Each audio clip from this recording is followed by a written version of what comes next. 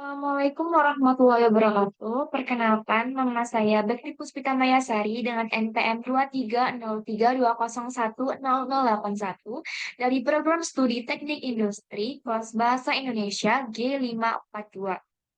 Jadi, pada kesempatan kali ini saya akan memaparkan mengenai hasil evaluasi tengah semester mata kuliah Bahasa Indonesia saya.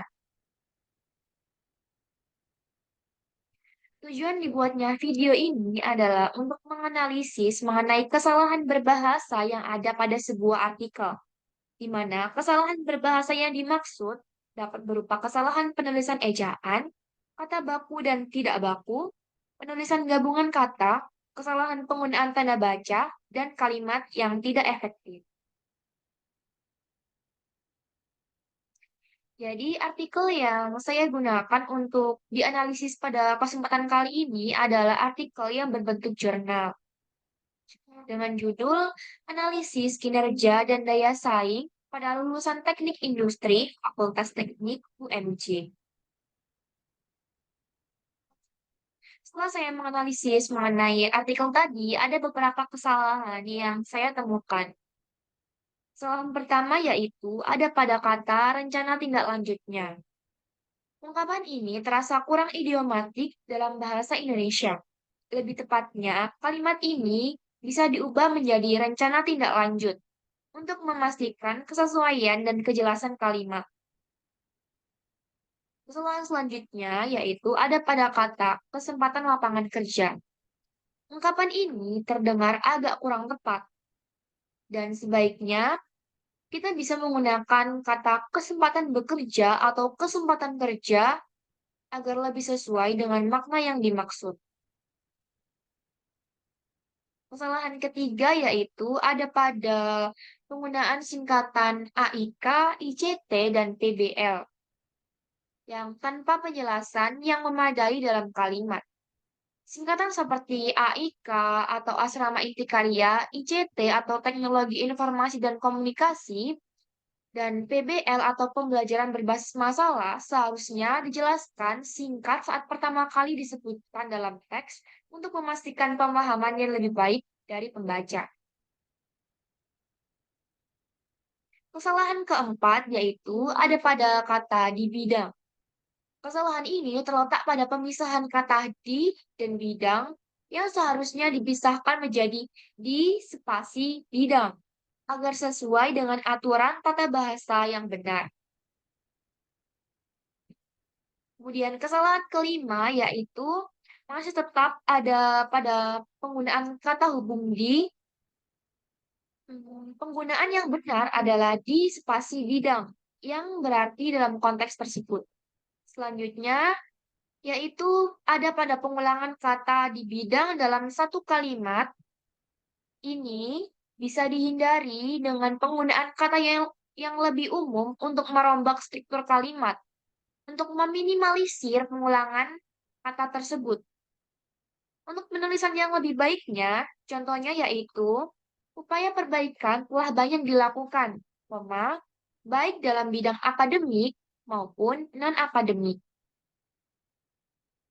Kesalahan keenam yaitu ada pada kata di perguruan tinggi. Kata di perguruan tinggi ini seharusnya dipisah menjadi di spasi perguruan spasi tinggi. Karena ini menunjukkan tempat, jadi dinya harus dipisah. Agar sesuai dengan aturan tata bahasa yang berlaku dalam bahasa Indonesia. Ini merupakan kesalahan penulisan yang umum untuk terjadi. Kemudian kesalahan selanjutnya yaitu ada pada kata merubah menggunakan R.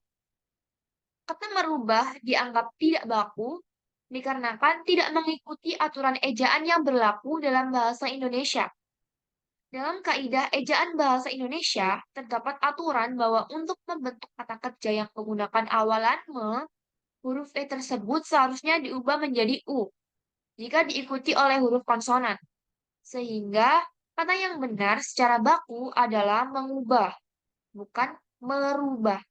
Dengan demikian, penggunaan kata merubah dianggap tidak sesuai dengan kaidah ejaan yang berlaku. Kesalahan kedelapan yaitu ada pada kalimat bagaimana. Kata yang seharusnya benar menurut Kamus Besar Bahasa Indonesia adalah bagaimana menggunakan huruf A setelah B. Kan bagaimana menggunakan huruf E. Kesalahan selanjutnya yaitu ada pada penulisan dampak kepada. Penempatan kata dampak kepada sebaiknya diganti menjadi dampak terhadap. Hal ini untuk mendapatkan kalimat yang lebih sesuai dengan aturan tata bahasa yang benar.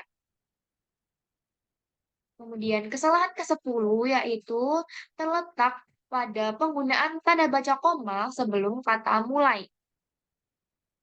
Menurut aturan tata bahasa dalam Kamus Besar Bahasa Indonesia, sebelum kata mulai sebaiknya tidak diletakkan tanda baca koma. Jadi, penulisan mulai dari proses registrasi lebih sesuai jika ditulis tanpa koma. Kesalahan 11, kesalahan ke-11 yang saya temukan yaitu pada kata keefektifan, ke tanda hubung ke tanda hubung efektifan.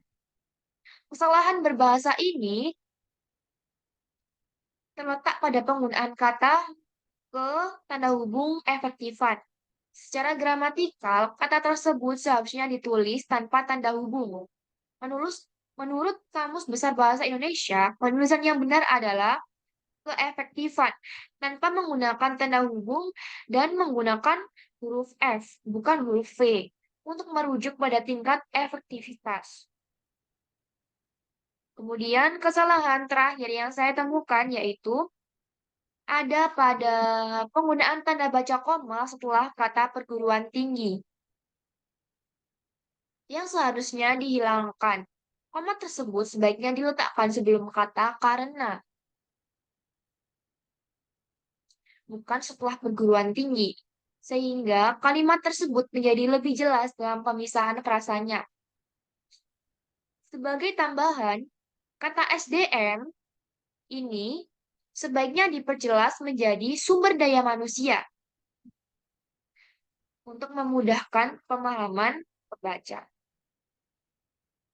Baik, sekian presentasi dari saya. Kurang lebihnya saya mohon maaf. Wassalamualaikum warahmatullahi wabarakatuh.